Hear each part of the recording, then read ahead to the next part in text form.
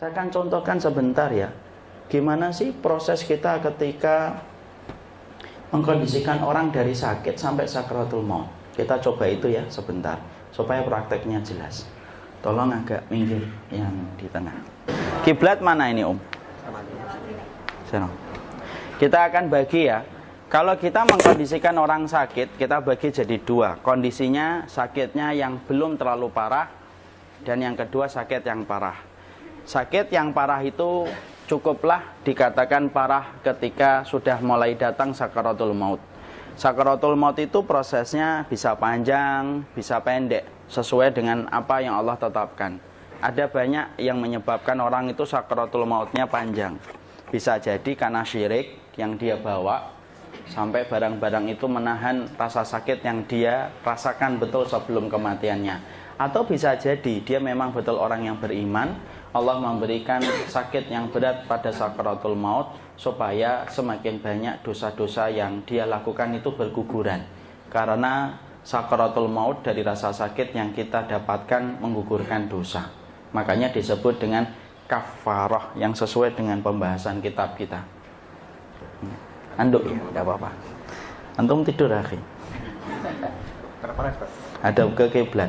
Kalau sakitnya masih biasa, menghadap kemana saja tidak apa-apa. Tidak apa-apa kita belajar sunnah bagaimana merawat orang sakit, menjenguk orang sakit ketika dalam kondisi umum, dalam kondisi tidak terlalu berat dulu. Maka kalau kondisinya belum terlalu berat, maka sesungguhnya tidak perlu menghadap kiblat. Tidur aku kering, saya tutupin. Ya. Maka kemudian kita kalau hadapin orang sakit, ini banyak di antara ikhwan dan akhwat yang sudah lama ngaji tapi belum paham sunahnya bagaimana jenguk orang sakit ataupun ngerawat orang yang sakit. Saya sampaikan dulu, ngerawat orang yang sakit itu pahalanya besar. Kalau menjenguk orang yang sakit sebanding dengan 70.000 malaikat yang mendoakan di waktu pagi dan sore, itu baru menjenguk. Antum bisa bayangkan kias aulanya, analogi tingginya gimana merawat orang sakit. Dan kita harus paham merawat orang sakit itu harus sabar. Sensitivitas mereka menjadi lebih ketika sakit. Kadang-kadang kedapat semprotan, kadang-kadang suka sensitif. Jangan ditanggepin orang sakit itu. Kadang-kadang kita terpancing, akhirnya kita nanggepin ikut marah. Tidak usah. Saya pernah ngingetin saudara saya, sabar ya. Kemudian dijawab, sabar. Udah tahu kalau sabar. Ya sudah. Masuk saya ngomong ya cepat mati kan nggak mungkin kan? Ngomongnya sabar. Ya sudah, tidak apa-apa. Makanya di situ kita harus bersabar. Maka ketika kita menjenguk orang yang sakit, maka fahami.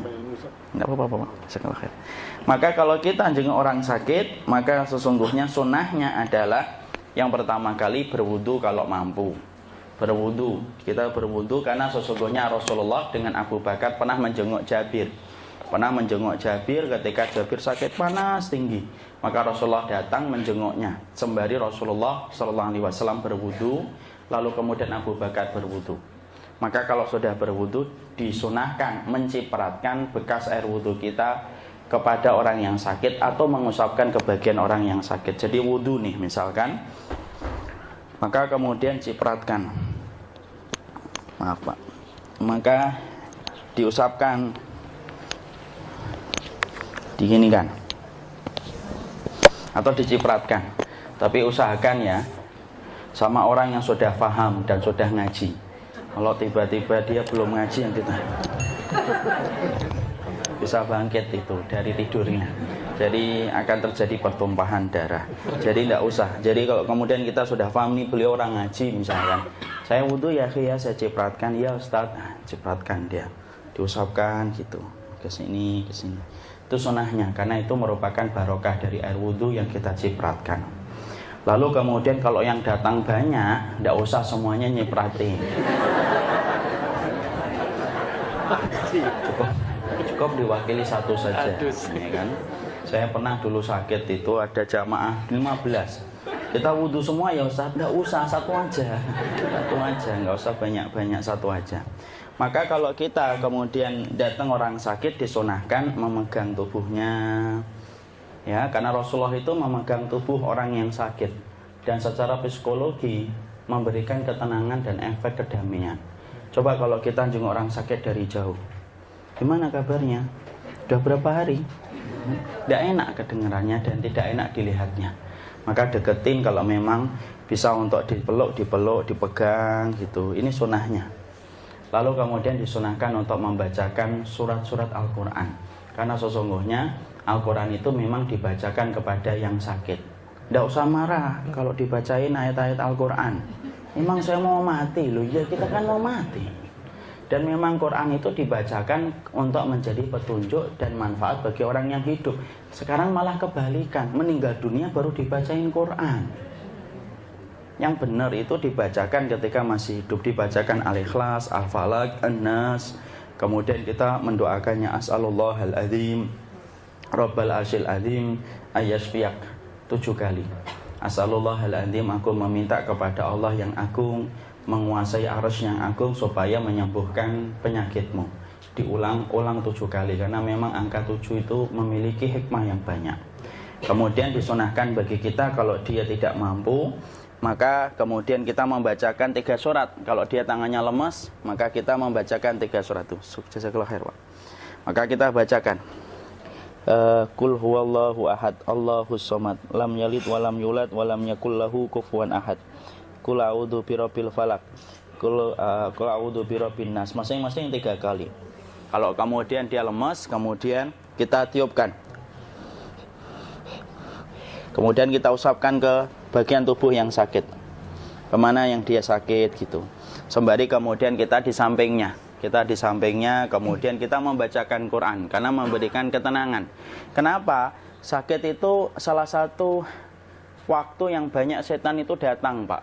Makanya banyak orang yang hilang sabarnya ketika sakit, karakternya jadi berubah total kalau sakit. Banyak kan orang yang dulunya sabar, tiba-tiba sakit jadi tidak sabar, karena memang banyak setan itu datang dalam 2 waktu. Salah satunya ketika dia sakit dan ketika sakaratul maut. Makanya kemudian kita memberikan kemudian Al-Quran, membacakan supaya dia tenang, mengkondisikan supaya setan tidak banyak bermain-main di sekitar orang yang sakit. Karena memang dengan dibacakan Quran, maka setan itu akan pergi ketika tidak nyaman pada tempat-tempat yang dikumandangkan di dalamnya zikir. Kemudian kita ngomong yang baik, Pak. Sakitnya apa gitu, insya Allah sembuh. Makanya kan doanya selain As'alullahal azim, kita mengatakan la ba'sa tahurun insya Allah. Tidak apa-apa, menyucikan dosa, kan gitu. Menenangkan, meringankan. Jangan ngomong yang berat-berat. Sakitnya apa, Mas? Ini batu ginjal. Kemarin tetangga saya meninggal. Nggak usah ngomong kayak gitu. Ya, itu mah yang tidak benar. Ya, atau kemudian kita ngomong yang tidak penting. Wah, ini kamarnya VIP ya. Sehari berapa, Mas? Gitu. 1 juta, Ustadz. Waduh, sudah berapa hari? 10 hari. 10 juta ya. Lumayan ya. Belum obatnya ya. Asalnya batu ginjal jadinya jantung, Pak. Enggak usah lah gitu. Anak itu sering sekali kadang-kadang ngantar jamaah gitu, nanya ini kamarnya harian berapa, enggak usah nanya gitu apa. Enggak usah nanya kayak gitu, nanya sama resepsionis saja kalau nanya kamarnya. Kemudian disunahkan bagi kita megang bagian kepalanya sini. Ya. Kemudian memegang bagian kepalanya sini. Maaf ya, Khi. Lepas saja, antum sakit pakai peci ngapain? Maka kemudian diusapkan di wajah, ya, diusapkan di wajah begini. Kemudian diusap dadanya. Karena ketika Jabir bin Abdillah itu sakit, maka kemudian Rasulullah SAW beliau kemudian mengusap wajahnya begini, kemudian dirasakan kemudian dadanya, sampai-sampai Jabir bin Abdillah itu berkata, sampai Rasulullah wafat pun saya masih merasakan hangatnya tangan Rasulullah ketika mengusap dadaku. Jadi kemudian kita gini sembari kita bacain doa gitu. Ini sesama jenis ya. Jadi kemudian jangan dipakai untuk yang lawan jenis. Jadi kita begini sembari kemudian kita terus membacakan Quran, mengingatkan kepada beliau tentang wasiat. Wasiat itu harus kita selalu ingatkan. Dan saya ingatkan bapak-bapak dan ibu, wasiat itu merupakan bagian dari sunnah yang hari ini terlupakan. Nulis wasiat. Wasiat itu harta apa, kemudian kalau non harta bagaimana. titipkan ke sahabat kita, ke suami kita, atau ke istri kita, kalau memang mau ada anak-anak kita. Dan itu penting karena sesungguhnya semua para nabi, bahkan Rasulullah sendiri pun selalu meninggalkan wasiat. Dan wasiat dirubah bisa sesuai dengan konteks keadaan. Contoh, kita akan berwasiat nanti kalau saya meninggal sepertiga, saya titipkan kepada ustadz itu. Perkembangan waktu ternyata terlihat akhlaknya tidak baik misalkan. Kemudian kita coret namanya, kita ganti ustadz yang lain. Boleh dirubah kalau wasiat itu. Dan wasiat itu termasuk bagian dari sunnah. Ketika sakit dan ketika kita kondisi mau safar, itu kemudian kita berwasiat semacam itu. Maka inilah yang kita lakukan. Ya, kembali kemudian kalau menjenguk itu yang paling afdal di sebelah kanan. Disinilah yang paling afdal untuk menjenguk orang yang sakit itu. Kalau memang bagian kanannya sudah penuh, ya sudah. Berarti duduk sana, samping kiri. Ya, karena memang kalau Rasulullah selalu mengambil posisi kanan ketika beliau menjenguk orang sakit. Gimana kita kalau kondisi keluarganya? Sudah kondisi keluarganya terus mengingatkan dia untuk sabar, memperdengarkan murotal, membacakan Quran supaya dia bersabar. Maka itu bagian dari kewajiban kita ketika sakitnya, masih sakit yang bisa, dia sakitnya belum sampai parah. Sampai di sini ya, paham ya. Sekarang sakitnya ketika mulai berat. Sakit itu ketika mulai berat, maka disunahkan dalam satu riwayat. Tentunya ada perbedaan para ulama ya.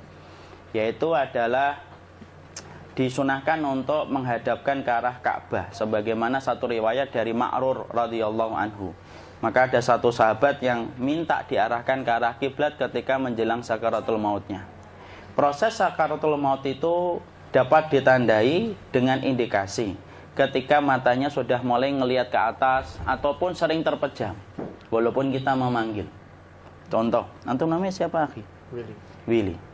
Antum melihat ke atas, akhi.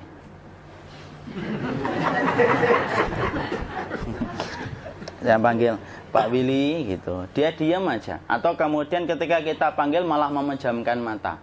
Coba, nah. Terus kemudian di sininya nangis biasanya. Terus kakinya di situ sudah mulai agak kaku.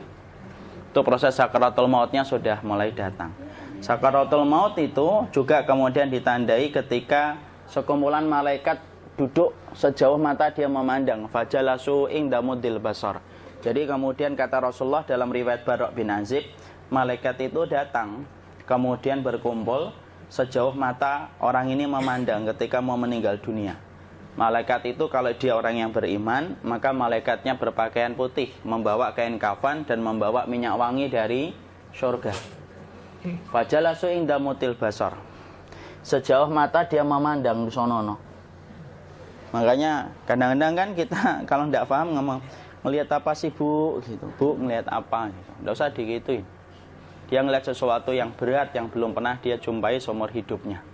Maka kemudian tanda sakratul mautnya sudah mulai kelihatan. Kemudian dadanya sudah mulai sesak ketika ini. Terus kakinya sudah mulai kaku dia. Sudah mulai begini. Nah itu sudah mulai sakratul maut mulai datang. Sakratul maut itu ada intinya. Intinya disebut dengan naza. Tahu naza ya? Naza itu proses dicabutnya ruh, itu namanya naza. Nah itu naza. Nah itu naza. Keras dia, cabutnya itu keras. Makanya kemudian itu naza. Dan naza itu jangan kita kira ini. Saya ambilkan gambaran yang paling gampang. Pernah nggak kita dengar kisah orang di penjara dicabut kukunya? Dengar itu ngilu atau tidak ngilu? Ngilu. Itu kuku, Pak. Bisa bayangkan ruh dari sini. Di sini ada ruh ya, makanya dicabut ini kan sakit sampai ujung jempol. Dicabut dari sini, makanya kemudian kalau sampai hanya meneteskan air mata di situ kita paham. Dicabutnya kuku aja kita ngilu, bayangkan. Satu kuku itu. Ini ruh ini. Ini ruh. Sampai Rasulullah SAW aja lemah. Rasulullah itu ketika di atas pangkuan Aisyah. Di atas pangkuan Aisyah, beliau sempat melihat Abdurrahman itu, adiknya ibunda Aisyah itu bersiwak. Saking lemahnya Rasulullah itu Rasulullah itu cuma ngeliatin Abdurrahman itu yang pakai siwak itu. Kemudian Aisyah itu, ibunda Aisyah nanya, Rasulullah engkau pingin siwak ya Rasul? Rasulullah sampai tidak jawab. Hanya memberikan tanda bahwasanya sebenarnya beliau pengen siwak. Kemudian Aisyah ngambilkan siwak dengan bantuan Abdurrahman. kemudian diginikan, kemudian dipegangkan itu ke tangan Rasulullah, disiwakin mulutnya Rasulullah. Itu Rasul, Pak. Orang yang paling tahan dengan rasa sakit itu siapa kalau bukan Nabi? Orang yang tidak pernah ngeluh sepanjang hidupnya itu siapa lagi kalau bukan Rasul, Pak? Puncak keimanan adalah tidak mengeluh. Salah satunya adalah tidak mengeluh. Dan Rasulullah adalah orang yang berada pada puncak iman. Itu pun semacam itu beratnya. Ya. Maka ketika sakaratul maut semakin berat, maka kemudian yang nangis-nangis, tolonglah berhenti dulu nangisnya. Tidak kuat Ustaz, tidak tega. Iya, kita juga paham, sedih. Tapi nangisnya pergi dulu. Kenapa? Saya khawatir ini akan menyempitkan hatinya, menyesakkan dadanya. Orang dengar nangis itu biasanya tidak suka, Pak. Bapak kalau dengar bayi nangis sama bayi ketawa lebih senang mana? Bayi ketawa. Karena secara fitrah itu berat kalau dengar orang nangis. Makanya yang nangis-nangis, aduh Pak Willy gitu. Nanti ajalah pergi dulu. Dan ngomong jangan ngomong yang baik, jangan ngomong kecuali yang baik. Ya Allah, nanti ini susah ini matinya, itu susah matinya. Karena Rasulullah SAW itu mengatakan, fala taqulu ilal khair, fa innal malaikata yu'minuna ala ma taqulun. Kalau ngomong itu mbok ngomong yang baik gitu loh. Malaikat itu ngaminkan apapun yang kalian ucapkan, dan itu dalam konteks ketika Rasulullah mengingatkan ketika sedang berada dengan orang yang akan meninggal dunia. Malaikat lagi banyak-banyaknya, Pak, cuma kita tidak ngerasa. Maka kemudian ketika sudah masanya, maka kemudian malaikat mau turun, set, kemudian duduk di sini, di atas kepalanya. Makanya dicabut dari sini.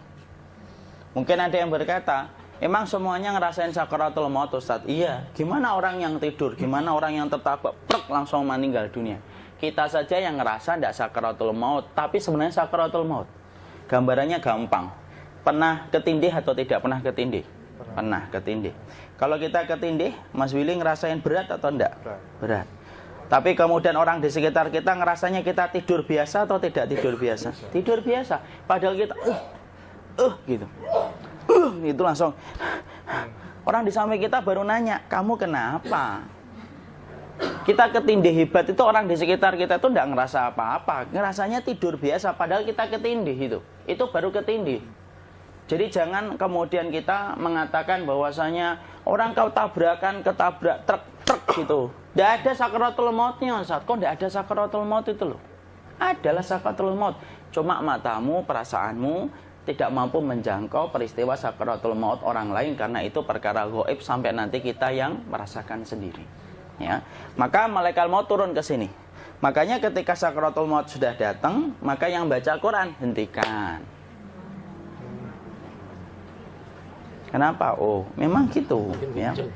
Jangan semakin kenceng. Ayo Pak, insya Allah Pak, gitu. Al-Baqarah Pak, Al-Baqarah Pak. Al-Kahfi, enggak lah. Yang baca Quran berhenti dulu. Kemudian digantikan dengan kita mentalkin. Antum agak ke sana dikit. Masya Allah ya. Orang yang meninggalnya kooperatif ini.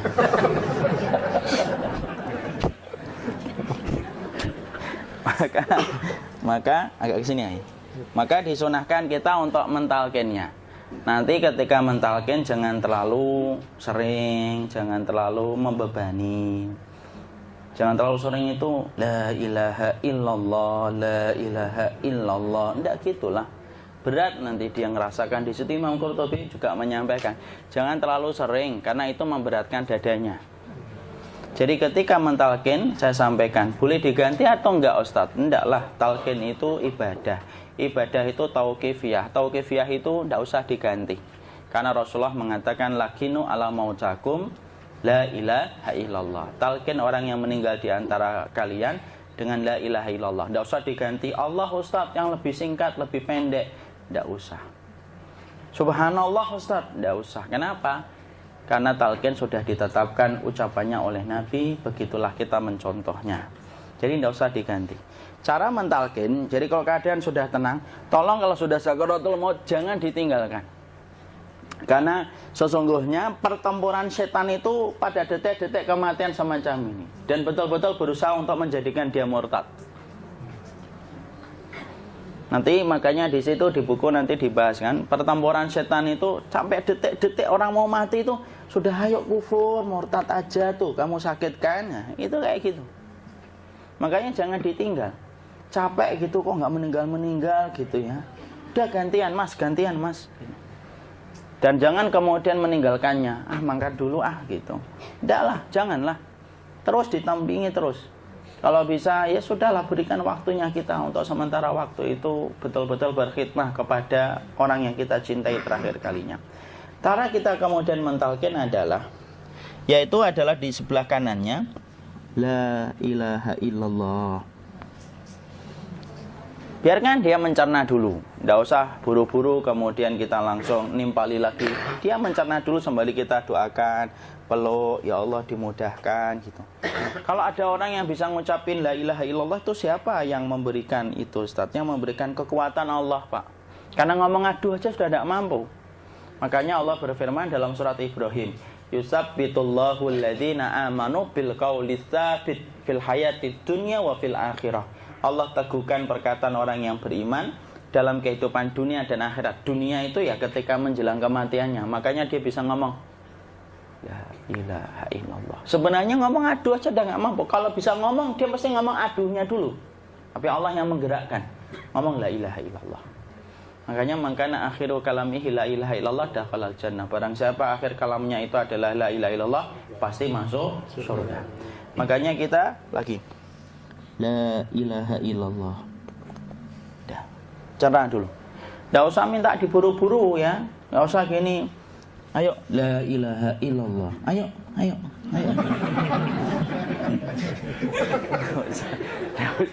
Enggak usah gitu.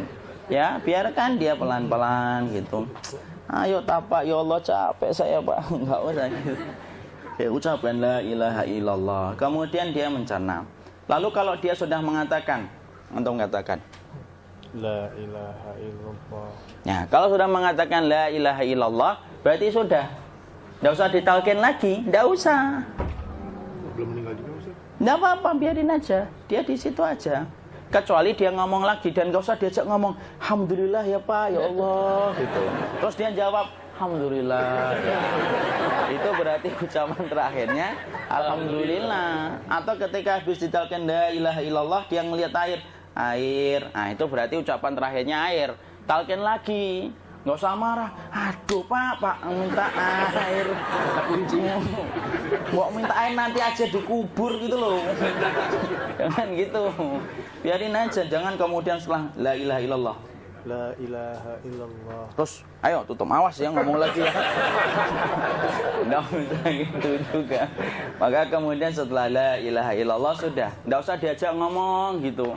Terus kemudian tidak usah ada anaknya perempuan, ya Allah Pak, sudah bisa ngomong la ilaha illallah, usah gitu. Cukup dalam hati alhamdulillah gitu. Diam, kita dengerin gitu. Disitulah nanti biasanya detik-detik dia terakhir. Dia nanti ngelihat di sini Pak, prosesnya itu nanti kaki langsung sebagian jempol dingin dia. Kaki, telapak kakinya langsung kalau kita geningkan dingin kayak kaki yang kena AC langsung. Kemudian dia langsung ningkup gini. Dikit dia, mulai kaku dia. Atau kalau enggak, gini dia. Langsung kayak jatuh. Kayak kepala nanti yang paling terakhir, kepala itu pasti ada gerakannya Pak. Ini meninggal itu. Pasti gitu. Pasti gitu. Karena apa? Sudah tidak ada beban ruh yang menahannya. Ya, cabut ya, set pelan, maka kemudian malaikat itu. Tapi tetap sakit lah. Walaupun dikatakan ringan, tetap sakit. Maka kemudian sakit gitu, ngelewatin sini, jantung kemudian sudah tidak berfungsi, kemudian ginjal Pak, ngelewatin ginjal tidak berfungsi. Bapak bayangkan kan, kalau yang pernah sakit batu ginjal Pak, sepakat nggak kalau kita batu ginjal itu sakitnya luar biasa Pak? Itu baru titik batu kecil di ginjal. Kita bisa bayangkan tiba-tiba ginjal tidak berfungsi, sakitnya kayak apa Pak? Tiba-tiba ginjal nggak berfungsi, pankreas naik, kemudian tek jantung. Jantung ini dia masih hidup dia, di sininya masih hidup walaupun jantungnya sudah berhenti. Naik. Kemudian mata, dia ngelewatin mata. Organ tubuh yang paling setia sama ruh itu mata. Maka kemudian mata dia ngelihat dia, set. Ngelihat set keluarnya, set naik dia. Nah, dilihat ini sama dia. Makanya Rasulullah mengatakan innar ruha idza qubida tabi'ahul basar. Ruh itu kalau dicabut, mata itu ngikutin kemana perjalanan ruh itu. Makanya ada yang meninggalnya gini. Ya, itu bukan tanda su'ul khatimah. Itu tanda fitrahnya mata ngikutin ruh. Atau kemudian bukanya sedikit. Ada yang kayak senyum, Pak. Ada yang kesini yang keringetan, nah itu tanda husnul khotimah. Ada yang senyum. Jadi sakitnya setelah selesai itu plong gitu loh. Makanya kemudian ada yang tersenyum. Maka itu tanda. Kalau kita ngelihat orang yang membuka mata kayak gini, tidak usah takut. Cepat-cepat kemudian kita nanti tutup. Biasanya kalau terlalu lama, itulah yang menjadikan ini tidak bisa ditutup. Makanya harus pakai kapas akhirnya. Karena apa? Karena pas meninggal nggak langsung ditutup. Biasanya karena perawat takut, dokternya juga nggak tahu itu, dibiarin itu. Makanya ada beberapa mata yang ditutup pakai tensoplas kan. Sebenarnya kalau langsung bisa nutup dia, fitrahnya nutup mata itu. Jadi kemudian kita baca Allahumma firlahu warhamhu wa'afihi wa'fuanhu atau bismillah wassalatu wassalamu ala rasulillah, tutup. Bismillah. Tidak usah takut. Kecuali buka lagi ya, ini baru kita kabur bareng. Kalau buka lagi Pak, Insya Allah Pak, ya Allah, ya kita kabur bareng-bareng Pak. Diusap Pak, diusap gini. Ini enggak disenggol gini enggak. Begini kan, sudah meninggal dunia. Tangan boleh begini, boleh diluruskan, enggak ada ketentuannya. Boleh gini, boleh kemudian lurus. Nggak usah disalahin kalau ada yang lurus. Lu itu tangannya gimana sih? Posisikan kayak sholat. Nggak ada perintah kayak gitu. Jadi kemudian dikondisikan saja. Terus maka kemudian dipijit-pijit, akiknya dikeluarin, kemudian jamnya dilepas, gigi palsunya dilepas kalau ada, ya. Kemudian apa? Setelah itu, coba buku.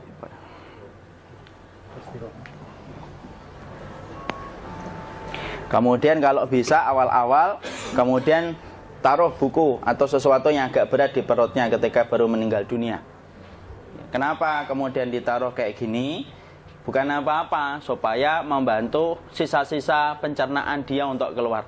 Nanti Pak, biasanya kalau kita taruh agak yang berat gini, atau kemudian kita gini-gini kan, ini udah makan belum Maki? Udah makan belum makan kok udah gede ya. Maka pencet-pencet kayak gini biasanya nanti ketika dimandikan, nah pas dimandikan diginikan saja. Aduh. Nah ini dia sudah keluar di belakang, dia gini. Terus nanti keluar dia. Nah ini keluar langsung di belakangnya. Dan memperlakukan orang kalau sudah meninggal dunia itu yang lembut gitu. Kenapa? Inna kasra admil mayyiti kakasri admil hayyi. Mematahkan tulangnya ketika orang sudah meninggal dunia itu lebih dia rasakan sakit ketika mati daripada ketika masih hidup. Tuh Islam itu sampai sama orang mukmin itu kalau sudah meninggal aja sampai selembut itu. Kok hidup kasar itu kebangetan dia jadi orang itu. Mau sampai orang mati itu kemudian disuruh yang lembut. Kalau ada aib disuruh nutup, tidak boleh diceritain. Misalkan di belakangnya beliau ini ada tompel, gagah-gagah tompelnya gede gitu. Tidak boleh cerita, Masya Allah loh. Sampai segitunya sunnah itu ngajarin kita untuk nutup aib. Kalau ada orang belajar sunnah sukanya buka aib, nyari-nyari kesalahan orang, sunnah yang mana dia pelajari itu saya bingung. Makanya kemudian gini, setelah selesai maka kemudian tutup dengan kain. Maaf ya, Ki. Ya. Nanti kalau nggak kuat napas ngomong ya. Maka ditutup kayak gini, ditempatkan kemudian jangan di tanah tapi di atas dipan. Karena apa? Syekh Abu Malik Kamal Said Salim dalam Sahih Fikih Sunnah menyampaikan supaya tidak cepat busuk. Dia taruh di atas. Kemudian ditutup pakai kain apa saja, ya, sembari nanti kita mempersiapkan tempat mandinya, tempat kafannya dan yang lain sebagainya. Maka kemudian kalau ada yang datang boleh dibuka. Kemudian kita mencium ininya apa? Kemudian keningnya. Kemudian kita berdoa, nutup lagi kayak Rasulullah ditutup, kemudian yang datang terakhir itu salah satunya Abu Bakar. Dibuka, kemudian beliau, ya Allah, ya Rasulullah, engkau adalah orang yang percaya hidup dan matimu. Dan tidak mungkin Allah itu mematikan engkau 2 kali ya Rasulullah. Maka kemudian ditutup kembali, saat itu para sahabat dalam keadaan mendung semuanya. Maka disitulah kita lakukan kayak gini. Ditutup gini Ustaz ya. Kasihan tidak bisa nafas, insya Allah tidak butuh nafas lagi. Jadi kemudian kita semacam ini, kita persiapkan apa yang bisa kita lakukan. Nah itulah proses kematian dari sakit, sakaratul maut sampai kematian.